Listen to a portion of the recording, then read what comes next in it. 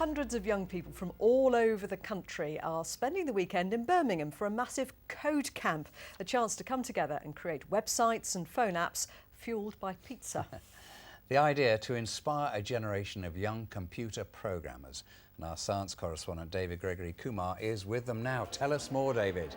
Well, Nick, this sprung out of an idea back in 2009 when a group of volunteers thought they'd hold a code camp, and they got Google on board in London. They threw open the Google headquarters for a weekend. They only had space for 50 young people, and only 3 were interested in turning up.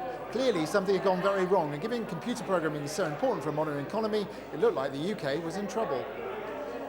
Fast forward to today and things look much healthier. All week, hundreds of kids have been working away at projects in centres scattered across the country. This one is at BBC Birmingham. It's just a great opportunity for teenagers to come out, work together, learn some code and actually, at the end of it, have a project that they can be proud of that they've developed.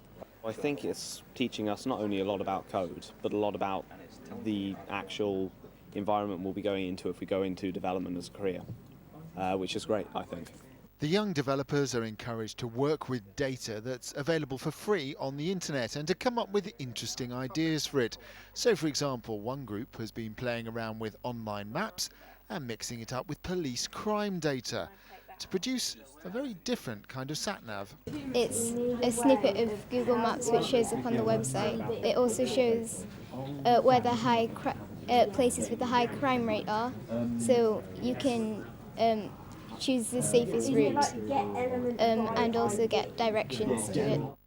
And these programmers of the future have already acquired the trendy internet hatred of vowels in their website names. Well, we've come outside of the Custard factory here in Birmingham now because it's a bit noisy with hundreds of children in there, and with me is one of the organisers, Emma McQueenie from Young Rewire State. Emma, there's a big history in the Midlands, going back 20 years, of young people programming in their bedrooms and setting up big video game companies, for example. When did we fall out of love with all that? What happened?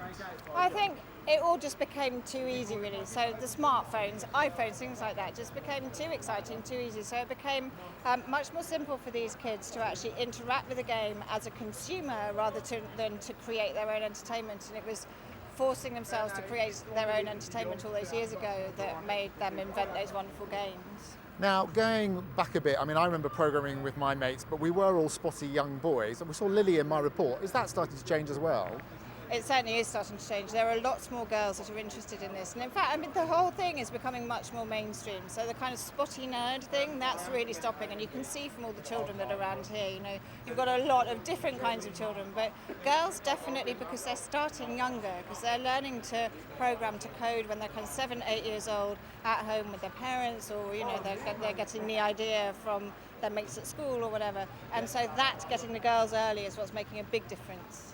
Emma McQueenie, thank you very much. Now come round here because as well as free pizza, there's also a free ice cream van. Kids have asked me for their autograph, their coding. It is geek heaven down here. If I didn't have to work, I'd be here this weekend as well. If you're interested, all the details will be on our Facebook page in a bit. Back to you. Oh, God. Spotty David Gregory there. Kitty in a sweet shop. One of those coders, Lily, was just 10. Amazing. Now, last minute